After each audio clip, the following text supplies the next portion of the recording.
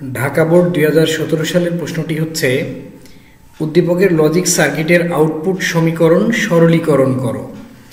এই যে আউটপুট যে সমীকরণটি আসবে এই সমীকরণটি সরল করতে হবে।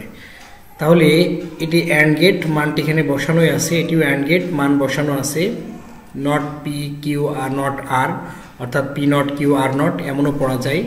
আর এটি আসছে হলো পি থেকে আর এটি হলো আর থেকে, তাহলে এখানে হবে পি আর। আর এটা যেহেতু অর গেট অর, তাহলে এখানে সব যোগ হবে, তাই না? তাহলে এখানে আছে P not Q R or P not Q R not or P R. তো এইটি এখন সরলীকরণ করতে হবে।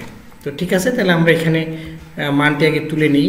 P not Q R or P not Q R not or P R, এটা সরল করতে হবে। সরল করতে গেলে আমরা পি নট কিউ যদি কমন নিই, পি নট কিউ কমন নিলে এখানে থাকলো only R plus R not plus P R.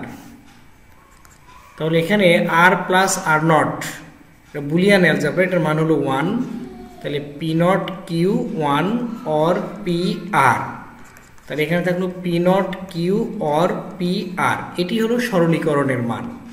তাহলে গয়ের উত্তর হলো এইটুকু। এইটুকু লিখতে পারলে আমরা নম্বর পাবো পরীক্ষায় 3। ঘ নম্বর প্রশ্নটি হচ্ছে উদ্দীপকের এফ এর মান ন্যান্ড গেটের সাহায্যে বাস্তবায়ন করো। অর্থাৎ এফ এর যে মান আমরা বের করলাম এই মানটি ন্যান্ড গেটের সাহায্যে বাস্তবায়ন করতে হবে। তাহলে P not Q plus P R, P not Q plus P R, এটি ন্যান্ড গেট দিয়ে বাস্তবায়ন করতে গেলে এই প্লাস চিহ্নটি থাকলে চলবে না, কারণ ন্যান্ড গেট গুণ চিহ্ন নিয়ে আসে বা অ্যান্ড চিহ্ন নিয়ে আসে, তাই না? তাহলে এটাকে আমরা ডি মর্গানের সূত্র করব। ডি মর্গানের সূত্রটি মনে রাখার সহজ উপায় হচ্ছে A or B equal A and B. দ্বিতীয় সূত্র হচ্ছে A and B equal A or B. বাম পাশে দুটোরই পুরোটার উপরে বার, ডান পাশে দুটোরই আলাদা আলাদার উপরে বার। তাহলে এই যোগ চিহ্নকে আমাদের গুণ চিহ্ন হিসেবে প্রকাশ করতে হবে। তাহলে এটির উপরে আমরা দুটি বার তুলে নিলাম। তাহলে এখন এই নিচেকার বারের দিয়ে আমরা যোগ চিহ্ন পুরোটার উপরে বার, তাহলে কি হবে? গুণ চিহ্ন আসবে, আলাদা আলাদা বার আসবে। তাহলে পি নট কিউ আলাদা বার অ্যান্ড পি আর আলাদা বার, আর উপরের যে বারটা এইটা আমরা দিয়ে দিলাম। এটি কিন্তু ন্যান্ড গেট দিয়ে বাস্তবায়ন করা সম্ভব। তাহলে পি এর জন্য একটি ইনপুট নিলাম, কিউ এর জন্য একটি ইনপুট নিলাম, আর এর জন্য একটি ইনপুট নিলাম। এখানে পি নট আঁকতে হবে, এই যে পি নট। তাহলে আমরা কিন্তু এমন ভুল করেও আঁকতে পারবো না, এই যে নট গেট দিয়ে পি নট কেন আঁকা যাবে না? কারণ প্রশ্নে বলা হয়েছে যেখানে ন্যান্ড গেট দিয়ে আঁকতে হবে। তাহলে আমরা ন্যান্ড গেট ছাড়া অন্য কোনো গেট এখানে আঁকতে পারবো না। তাহলে এটির জন্য আমাদের এমন করতে হবে, এই যে এটি আসছে পি থেকে, তাহলে এটির জন্য পি, এটি যেহেতু and gate P and P, কারণ পি থেকে এখানে আসছে।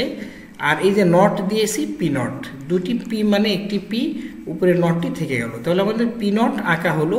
এখন Q Q P not Q, এটি হলো পি নট আর এটি হলো কিউ অ্যান্ড ন্যান্ড, নট দিয়ে ন্যান্ড করে দিলাম। তাহলে এটি হলো পি নট আর এটি হলো কিউ, তাহলে অ্যান্ড কিউ। আর এই যে নট চিহ্নের জন্য এটি, কারণ আমাদের প্রশ্নে বলেছে ন্যান্ড গেট, তাহলে ন্যান্ড গেটও আঁকা হচ্ছে। আচ্ছা, এবার পি আর ন্যান্ড গেট তাহলে এটি হলো পি আর নট। তাহলে এটির মাঝখানে আবার আরেকটা অ্যান্ড যুক্ত করতে হবে, এটাকে আরেকটা অ্যান্ডের সাথে যুক্ত করে দিই, ন্যান্ড। তাহলে এটি ছিল পি নট কিউ, তার উপরে বার অ্যান্ড এটি পি আর, তার উপরে বার। আর এই যে নট, এই নটের জন্য পুরোটার উপরে বার। তাহলে রেজাল্ট হয়ে গেল।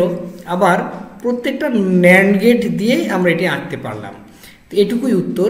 এইটুকু করার জন্য তাহলে পরীক্ষার খাতায় আমাদের এটুকু আসলে লিখতে হচ্ছে না, এটা রাফ খাতায় এটা আমরা লিখব।